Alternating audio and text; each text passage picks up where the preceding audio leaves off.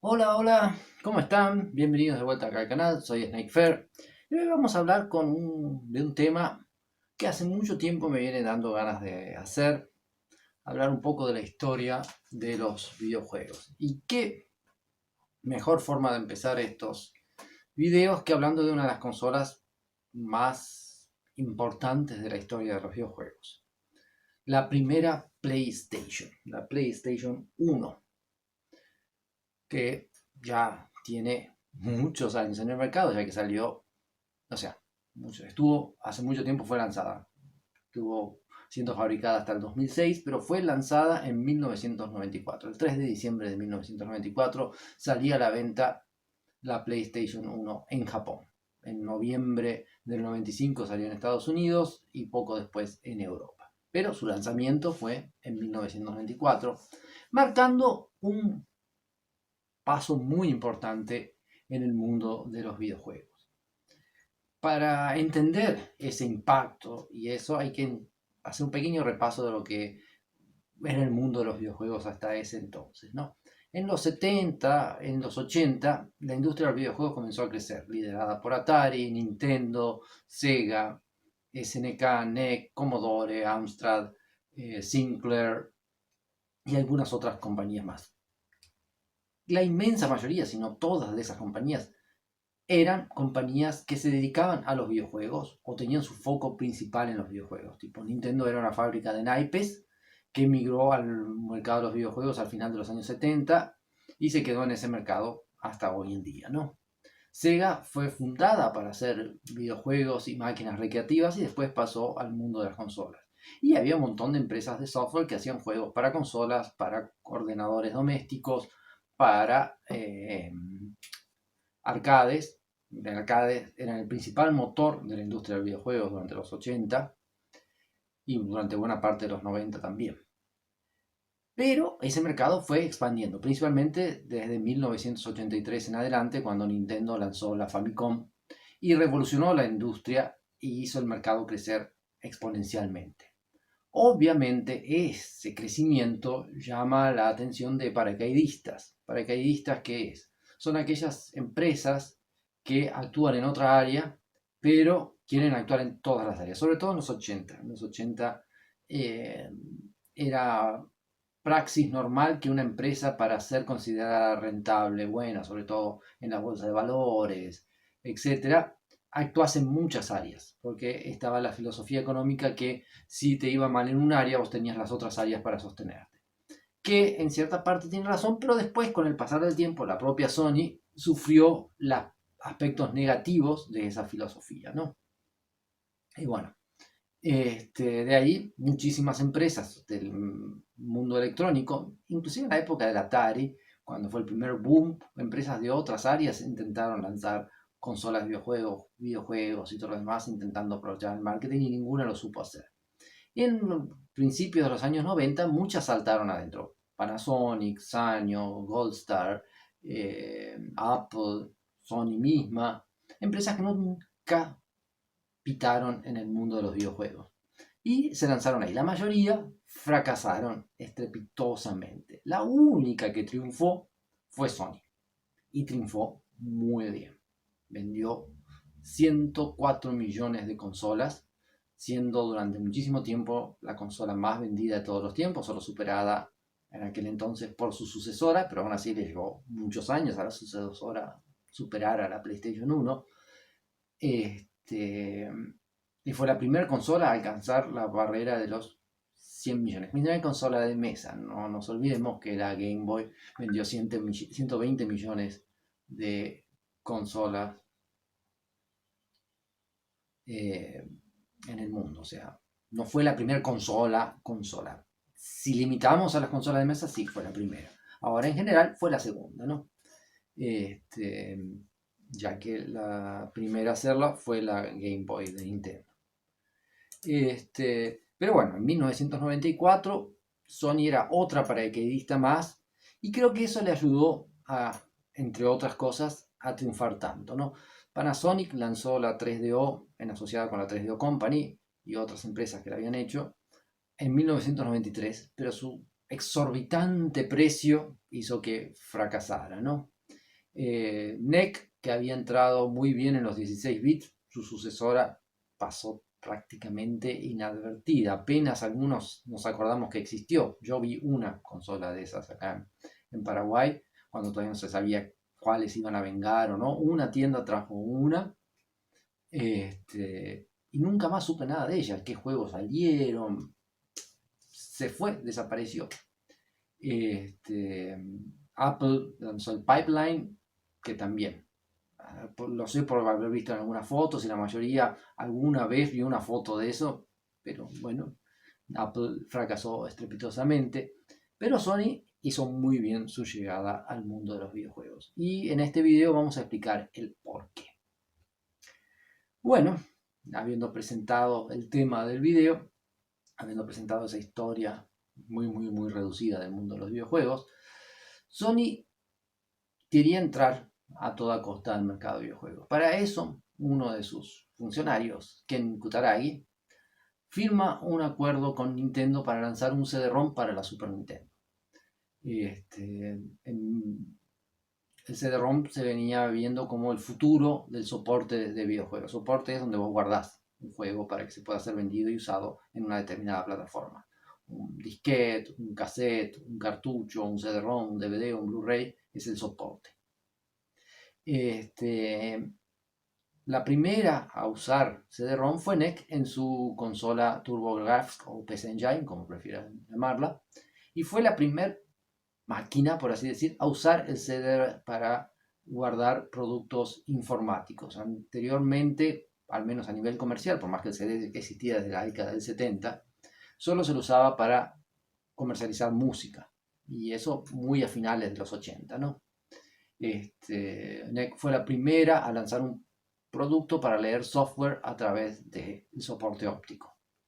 Con ese éxito rotundo que tuvo en Japón con ese accesorio, Sega decidió seguir el mismo camino, que fracasó estrepitosamente por no saber manejar el producto, pero se vio venir que el futuro de la informática estaba en eso. Las PCs comenzaron a incorporar lectores de CD-ROM en sus computadoras, y todas las consolas que comenzaron a salir venían con soporte óptico. La PlayStation no fue la excepción, solo que el timing, la posición económica le permitieron a Sony tener una ventaja que los demás no tuvieron. En el 93 la 3DO llegó a $700, por más que estaba subsidiada en $100, y eso hacía muy difícil de vender, porque por más que fuese barato, un lector de CD para computadora costaba más que esos $700. Siguen siendo $700. Una Sega Genesis estaba a $100, una Super Nintendo estaba a $100. O sea, era mucha diferencia. Por más que fuese una generación superior, era mucha diferencia de precio. Como todo en el mundo de la electrónica, los precios y los costos van bajando. En 1994, Goldstar lanza otro 3DO, ya que 3DO era una especie de asociación donde se vendía la licencia para hacer la consola, y lo lanza a $400. Pero ya el impacto de la plataforma se había perdido. Sega, por su parte, en el 94 lanza su consola de 32 bits, la Sega Saturn, a $500. Y Sony hace un golpe maestro subsidiando su consola y vendiéndola a $400 también. Con eso mata a Sega. Sega no tenía las condiciones económicas para perder $100 por consola, como lo hacía Sony. Con eso, esos $100 de diferencia hacían que la PlayStation fuese mucho más interesante que la consola de Sega. Así fue el primer gran impacto, llegó rompiendo todas las puertas para monopolizar el mercado de videojuegos, porque la idea de Sony nunca fue ser líder del mercado, su idea era ser la única del mercado. Para eso optó por varias estrategias que la dejaron muy bien posicionada. Esa de subsidiar el precio de la consola, sacó del mercado a su principal rival, ya que todos los otros ya habían fracasado antes que la PlayStation saliese, la 3DO, el Jaguar, el Amiga CD, el CDI de Philips. El CDI de Philips fue el motivo por el cual Sony y Nintendo no fueron juntas, ¿no? Ken Kutaragi hizo el acuerdo para que fuese el CD-ROM de la Super Nintendo, pero había una cláusula en el contrato muy leonina, que hacía que Nintendo no pudiese fluctuar ninguna ganancia de los juegos que fuesen a salir en la Nintendo PlayStation. Todo iba a ir para Sony. Ante esa situación, el presidente de Nintendo dijo, no, esto no va, y se alió con Philips para lanzar el CD-ROM para Super Nintendo con ellos. ¿Por qué Philips? En los 80 estuvo la disputa del mercado de los videocassettes. Los videocassettes eran un soporte para exhibición y reproducción de video y audio doméstico. Doméstico y profesional, ¿no? Obviamente, pero principalmente doméstico. Donde dos marcas lanzaron sus productos. Philips lanzó el VHS y Sony lanzó el Betamax. El VHS le abrió el ojete a Sony de acá al fin del universo, ida y vuelta 5 veces. Perdieron feo esa guerra. Y Sony se quedó con esa herida, hasta hoy en día la lleva, con un odio a Philips increíble, porque ellos querían ser los dueños y monopolizar el mercado del video doméstico. Como no pudieron hacerlo, tuvieron que retirarse. Muy estrepitosa fue esa derrota. Como siempre que intentaron monopolizar los soportes, le pasó con el Blu-ray, el mini CD, todas ellas le fue muy mal. Pero esa fue la más grande de todas las derrotas que tuvieron. Entonces, cuando Nintendo salía justo con Philips, no, ahí Sony dijo, no, acá no va, esta es la traición más grande que nos pueden hacer, y se abrieron. Ahí Ken Kutaragi consiguió convencer a Sony, que ya habían gastado tanta plata en desarrollar la PlayStation, tenían todos los proyectos porque eran de ellos, ¿por qué no lanzar la consola en el mercado? Y ante eso decidieron lanzarla, y se transformó un éxito. Primero por ese precio y segundo por un montón de estrategias comerciales que Sony aplicó muy bien. Como toda consola que se preste de videojuegos se es más por su catálogo de juegos, y Sony no se destacaba, sigue sin destacarse por no ser una gran soft house, en aquella época peor todavía, tenía que conseguir juegos de terceros. No garantizaba los juegos de terceros que una consola fuese un éxito. La 3DO tuvo muchísimos juegos de tercero, pero la PlayStation tenía un supuesto buen precio, ya que comparado a la 3DO o a la Saturn era barata, era carísima comparado a las consolas de la generación anterior, pero era barata comparado a los otros intentos de consolas que lanzaron para esa generación. Entonces ya tenía un precio. Y después Sony sabe manejar mucho mejor que otras empresas el marketing, la publicidad. Sony lanzó una muy fuerte campaña publicitaria para vender la PlayStation, con una campaña de marketing muy bien pensada con la idea de sos un ganador. Eso se vio apoyado en el lanzamiento de muchísimas revistas dedicadas a PlayStation, principalmente en Europa, que le permitía a Sony tener publicidad gratis y disimulada en un montón de medios y comprar publicidad en todos los medios de videojuegos que existían. Con esa publicidad, ese gasto en publicidad, además negociaba exclusividades para su consola. La Saturn estaba ahí en el mercado y para impedir que la Saturn tuviese juegos, Sony compraba la exclusividad temporaria o permanente de los juegos de third party. Muchos con la publicidad. Decían, vos no lances el juego en la Sega Saturn, lanzalo solamente en la PlayStation y yo te voy a publicitar el juego en todas estas revistas en las que nosotros anunciamos. Encima, con buenos reviews en las revistas que nosotros fundamos. Había un montón de motivo encima que en aquella época no era como hoy en día que los estudios de videojuegos hacían tanta plata como hacen hoy. Entonces, si vos tenías que lanzar un juego para varias plataformas, era un gasto muy considerable. Inclusive muchos juegos salían primero en una plataforma y después se dedicaban a adaptarlo a otra para no tener que tener tanta gente trabajando al mismo tiempo, porque no había plata para mantenerlos. Entonces el éxito de la plataforma original garantizaba el port para otras. Entonces, teniendo que muchas tenían que elegir en cuál lanzarlo, primero, ¿por qué no lanzarlo en la Play que te estaban regalando la publicidad? Con eso monopolizó las third parties. Con el subsidio sacó a Sega del combate por una medida discutible en cuanto a si es legal, leal, correcta o incorrecta, pero funcionó a la perfección. Y después tuvo una visión muy sabia, muy oportunista de qué vamos a hacer con la piratería. La piratería es uno de los mayores enemigos de las soft houses, porque come sus ventas, obviamente.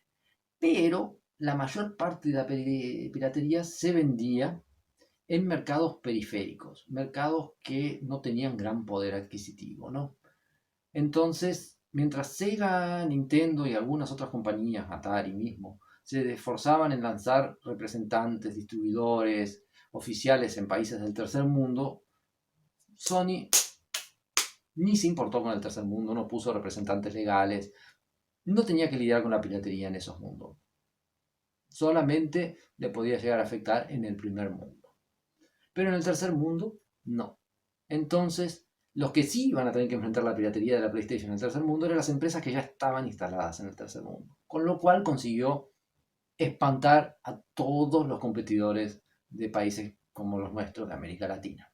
Empresas que tenían un fuerte arraigo y habían avanzado mucho en difundir sus marcas, tuvieron en un par de años borradas todos sus esfuerzos gracias a la piratería.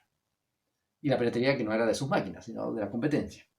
Fue una jugada muy buena, jugada similar que hacen otras empresas en mercados que no pueden competir, no pueden combatir la piratería, no le pueden ganar, las dejan para que sirva para su marca. ¿Qué es lo que hace? Vos te acostumbras a una marca. Es lo mismo que Windows. La mayoría creció usando Windows pirata. Pero, ¿por qué usar Windows si existe Linux? Linux es gratis. Linux tiene una presentación mucho mayor en los países del primer mundo que en el tercer mundo. ¿Cómo puede ser si los países del primer mundo tienen más plata para comprar un software original? Porque allá existe un concepto diferente de lo que es la piratería. Entonces la gente no quiere usar pirata, no tenés plata para el Windows, usás un software gratis. Acá no tenés plata para el Windows, usás uno pirata. Pero ¿qué pasa? Andá a buscar gente que te trabaje en tu empresa usando Linux. Bueno, querés comprar 10 licencias de Windows para tus computadoras porque es muy caro. Bueno, le pones Linux, pero nadie te sabe usar Linux. Entonces tenés que gastar en capacitar a los funcionarios para el Linux. Acá vas pagando la licencia de Windows. Más o menos a muchos grandes rasgos es esa la idea. Y pasó acá, mucha gente solo conocía la PlayStation porque, bueno, comprar un CD de PlayStation por $1 en las mesitas, en las plazas y todo lo demás, era diferente que pagar $100 por un cartucho de Mega Drive o de Super Nintendo o de Nintendo 64. Era mucha diferencia para mercados donde, por ejemplo, el sueldo mínimo en Brasil en esa época era $70. Entonces, pagar $3 un juego de PlayStation, pagar 2 sueldos mínimos un juego original, pegaba mucho. Y en Europa también, había muchos países de Europa que no tenían esa posibilidad de comprar juegos originales. Ya en la época de los cartuchos se calculaba que el 30% del mercado europeo de videojuegos era pirata. Con el anuncio del CD debe haber explotado muchísimo más, ¿no? Entonces, esos fueron los grandes motivos que llevaron a Sony a barrer con la competencia. Nintendo encima demoró 2 años en lanzar su consola. Para cuando llegó, Sony ya tenía una base muy grande, tenía todo el apoyo de las third parties, y Nintendo encima le erró un montón de cosas con el Nintendo 64, pero tuvo otros aciertos que le permitieron no quebrar y seguir en el mercado, a diferencia de Sega, que no pudo hacerlo, ¿no? Entonces ahí tenemos las bases por la cual la PlayStation pegó tan fuerte y tan diferente a todos los otros paracaidistas que vieron el boom del mundo de los videojuegos y dijeron, nosotros queremos ganar plata con eso. Mientras los otros vieron, bueno, es solo lanzar una consola y venderla, Sony vio todo el trabajo que había que hacerla y buscó las mejores formas para alcanzar ese objetivo. Barrer con la competencia, usar toda la ventaja económica que tenía en aquel momento de ser la mayor fabricante de electrónicos del mundo para tener una ventaja competitiva que las otras compañías, que eran chiquititas comparadas a ellos, no iban a tener nunca. Entonces con eso consiguió generar un muy buen catálogo, acaparar todos los lanzamientos, porque cuando vos tenés la consola más vendida, todo el mundo quiere lanzar en tu consola. O sea, eso de comprar los exclusivos después ni siquiera hacía falta porque ¿por qué vos ibas a lanzar tu juego solamente en la Sega Saturn, que vendió 6 millones de consolas, y no lo lanzás en la PlayStation, que tenía 70 millones de consolas? 50, 30, pongámosle. Aún con la piratería, los que compraban originales en el primer mundo garantizaban el regreso de las inversiones de la mayoría de las compañías que lanzaban juegos. Entonces sí, la PlayStation tuvo una cantidad horrorosa de shelfware, esos juegos que se quedan en las estanterías de las tiendas de videojuegos, por eso shelf de estanteware de software. Como todas las consolas líderes tuvieron mucho, probablemente la PlayStation es la campeona de todas, pero dentro de todo eso había un catálogo muy bueno de juegos, un apoyo masivo de la prensa, ya que la mitad o más de la mitad eran revistas propias de Sony, que después acabaron devindando en sitios que se dedican a videojuegos que siguen funcionando hasta hoy en día. Y un cambio en la forma de vender los videojuegos muy, muy grande.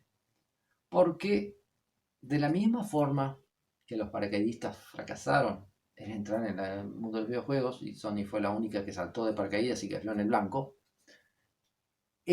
muchas empresas de videojuegos también cometían o tenían esa práctica que funcionaba antes, pero hasta que llegó Sony, de lanzar el juego y después el juego se tenía que vender solo. Bueno, mandar algunas copias para reviews en las revistas, pero la publicidad no se lo tenía como algo esencial. Sony puso que la publicidad es más importante que el juego en sí. De ahí es que los gastos en publicidad crecieron exponencialmente desde que surgió la primera PlayStation. Porque, bueno, cuando Sony dejó de regalar publicidad, las empresas dijeron, funcionó, toda esa publicidad no sirvió, vamos a gastar nosotros en publicidad para vender a nuestro juego. Entonces el que más podía pagar publicidad, más vendía. Y fue un negocio que se mantiene hasta hoy en día.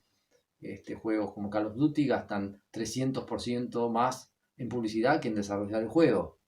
Y tiene los resultados que tiene. Ese fue el gran aporte de la PlayStation, el cambiar la forma de pensar de las empresas y del mercado en sí, donde más vale el grito que el producto, o sea, más vale publicitarlo que lo que vos fabricás. Y cambió para siempre, porque no hay, por más que lances el mejor juego del mundo, va a ser muy difícil que se torne un éxito. Hay excepciones como Minecraft, si no gastás muchísimo, muchísimo en publicidad, ¿no? Y de ahí en más comenzó a surgir el concepto de que hoy llamamos el AAA, el juego que gasta mucho para hacerse. Gasta en producción de cosas que sean marketeables, como voces de actores, digitalización de actores mismos, bandas sonoras licenciadas, gráficos fotorrealistas, pseudo historias profundas, cosas que se pueden publicitar. Y una muy fuerte campaña en la publicidad de esas cosas. Ese fue el gran cambio. Y después, bueno, un catálogo de juegos buenísimo que tuvo la consola, que si no, no hubiera llegado a donde estaba si no tenía ese catálogo, ¿no? Como Metal Gear Solid, Final Fantasy VII, Resident Evil, Tomb Raider, Gran Turismo, Need for Speed, Silent Hill, un montón de RPG japoneses, los ports de los arcades de lucha, casi todos salieron para la Play. Y más, si te fijas, casi todo ese catálogo, nada,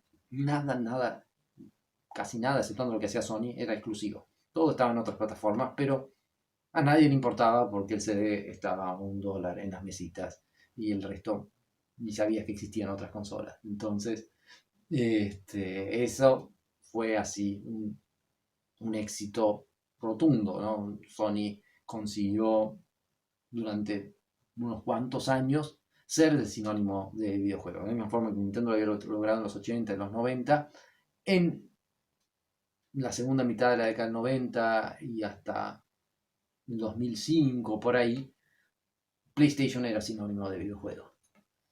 Gracias a esa explosión que tuvieron las dos primeras consolas de Sony, la PlayStation 1 y la PlayStation 2, pero en este caso la PlayStation 1. Todos conocían los juegos y todos los jugábamos. En aquella época no existía esa discriminación del juego AAA y no jugábamos lo que había, sobre todo porque el juego no costaba nada. Estaba en la mesita, era regalado prácticamente. se te rayaba lo comprabas de vuelta. O sea, tenía un montón de ventajas con respecto a lo que era antes, ¿no? Donde para jugar un juego tenías que ir al videoclub y alquilar los 5 o 6 juegos que el videoclub tuviese y tenía que bancarte eso, ¿no? Aún así jugábamos, aunque fuese el juego más mierda, lo intentábamos terminar ese fin de semana. Con la Play, los videoclubes que alquilaban videojuegos desaparecieron porque no había forma de que vos pagases $2 para alquilar un juego original cuando te costaba lo mismo o un poquitito más comprar un juego para la Play. ¿Por qué vos ibas a prestar el juego de la tienda cuando podías tenerlo en tu casa? Cambió esa industria completamente. También fue el inicio del fin de los arcades, porque los arcades se destacaban por tener una mayor calidad técnica, pero las consolas, aunque no los alcanzasen, la Play no llegaba al nivel de los arcades, la Saturn tampoco. ¿Qué es lo que pasaba? Te permitían tener otras ventajas, tipo trillas sonoras de músicas orquestadas. Los arcades con esas placas caras no las podían hacer. Juegos con largas historias no eran rentables en los arcades porque lo interesante es que vos gastes muchas fichas. Entonces la Play permitió una variedad de juegos que vos no ibas a encontrar en el arcade, y eso acá porque mucha gente que prefería jugar en el arcade acabase prefiriendo jugar en casa. Obviamente no fue solo la Play. La Nintendo 64 también, la Sega Saturn también, al fin y al cabo muchos juegos de pelea también eran adaptados a la Saturn con mejor calidad y era más cómodo jugarlo en tu casa que estar todos los días poniendo fichitas en la máquina. Para muchos fue mejor, pero en la Play tenías esos juegos sin la misma calidad, pero los tenías, y encima tenías todos los otros que no ibas a encontrar en los arcades, no los ibas a encontrar en la Saturn ni en el Nintendo 64, y si los encontrabas en PC, de repente una PC era carísima de montar en la época, solo el lector de CD ya valía el precio de una PlayStation, y las complicaciones que había en aquella época para que los juegos funcionasen, compatibilidad de piezas, no había joysticks decentes, no era tan fácil jugar en PC en aquella época. Era muy divertido, tenía unos exclusivos muy buenos, pero era para los entusiastas muy amantes de eso. En cambio, una PC la podía tener cualquiera. Cualquier padre le regalaba una PlayStation a su hijo y después los juegos eran baratos, entonces los chicos tenían juegos. Eso era mucho más difícil. Por más que la consola fuese más barata, los juegos eran más caros, aún los piratas. Entonces, no había un punto de comparación. Acá en el tercer mundo, la PlayStation fue la entrada a muchísima gente al mundo de los videojuegos gracias a la piratería, y en grandes partes del mundo, en el sudeste asiático, en Europa, inclusive en países que no tienen tradición pirata como Japón y Estados Unidos. Si vos te pones a fijar, la mayoría de los ROMs a la hora de descargarlos y todo eso venían de esas regiones. La cantidad de CDs que se fabricaban en Taiwán y China para vender en el mundo era increíble. Pero aún así, aunque la inmensa mayoría de las consolas PlayStation 1 nunca vieron un juego original en su vida, las que sí vieron vendieron muchos juegos. Muchos juegos, muchas consolas. El mercado americano y japonés fue dominado por la Play, y ellos sí no tienen una penetración de piratería tan alta como Europa, y nada que ver con el tercer mundo. Entonces, eh, la Play se mantuvo por el mérito de su catálogo, su excesivo gasto publicitario, sobre todo en esos mercados, y cogió los frutos de toda esa inversión, ¿no? Tornándose una de las principales marcas de todos los tiempos, porque aun si hoy Sony decidiese que no quieren más trabajar en el mercado de videojuegos, lo que ellos ya hicieron los torna uno de los más grandes de todos los tiempos de la historia de los videojuegos. Aún si decidiesen, bueno, la Play 5 no la vamos a hacer más, no vamos a hacer más nada, nos retiramos, aún así va a ser muy difícil que aparezca alguno que los pueda superar.